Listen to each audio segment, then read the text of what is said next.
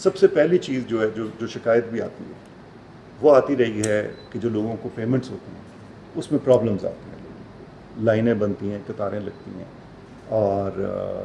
और भी शिकायतें इसमें आती हैं। उन शिकायतों से हम ये we can not absolve ourselves and wash our hands of it कि नहीं, ऐसा कुछ नहीं है। ये है, इसीलिए हम सब यहाँ बैठे हैं और इसी का तदारुक करना हमारी ज़िम्मेदारी भी बनती है।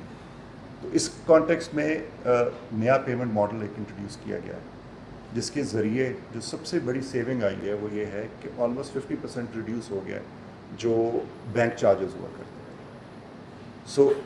सोशल प्रोटेक्शन की जो फ़िलासफ़ी है वो ये है कि आप अपने ऑपरेशंस में 1 रुपया भी जो बचा रहे हैं, इसका मतलब है कि वो सिर्फ हुकूमत के लिए सेविंग नहीं है, इसका मतलब है कि वो उस बेनिफिशरी को वो पैसा जा सकता है, और यही इसका मकसद है पूरे इनिशिएटिव का।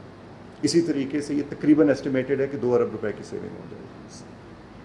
फिर पहले हम without getting into any names, हमारे पास ये जो आप लेफ़्ट साइड पे देख रहे हैं, इसमें एक फिरोज़ी और एक वो बेज सा कलर नज़र आ रहा है। पहले सिर्फ हमारे पास 2 सर्विस प्रोवाइडर्स होते थे, यानी एक पूरे रीजन में एक ही सर्विस प्रोवाइडर होता था।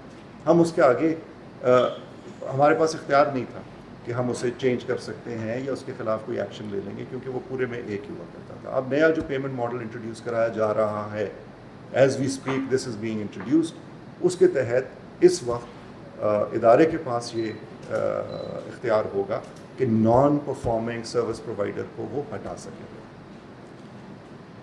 एक और चीज़ जो इसमें आएगी वो ये थी, जो कतारों का इशू आता था और लोगों को ट्रैवल करना पड़ता था। आप खुद सोचिए कि 10,500 रुपया जिसने वसूल करना है उसको सफ़र करके पॉस डिवाइस के पास, जो कि बैंक का नुमाइंदा होता है, उसके पास आना पड़ता था।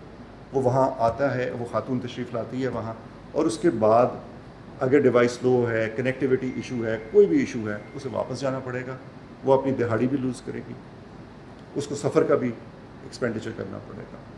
उसको रिड्यूस करने के लिए यूसी बेस्ड हम जा रहे हैं कि यूनियन काउंसिल पे ये पॉस डिवाइसेस अवेलेबल हों बैंक्स की, और बैंक्स को पाबंद किया जा रहा है कि वो वहाँ अपनी सर्विस प्रोवाइड करें। उम्मीद की जाती है कि इससे बेहतरी आएगी। हम ये आखिरी हल नहीं है, और वो एंड में मैं आपको थोड़ा सा एक्सप्लेन करूँगा कि बल्कि मैं वो चेयरपर्सन से रिक्वेस्ट करूँगा कि वो उसको एक्सप्लेन करें कि जो फाइनल हम जिस तरफ ले जाना चाहते हैं इस पूरी एक्सरसाइज को, ताकि ट्रांसपेरेंसी आए और डिग्निटी आए। तो जो हमारा बेनिफिशरी है, अगर हम उसे डिग्निटी नहीं दे पाते तो पूरा इस पूरी एक्सरसाइज का मकसद ये है कि सिर्फ फाइनेंशियल एड नहीं है, उसकी डिग्निटी का भी ख्याल रखना हमारी जिम्मेदारी है। अगर उसे लाइनों में लग के धक्के खाने पड़ेंगे तो ये उसके मकसद को डिफीट कर रहा होता है।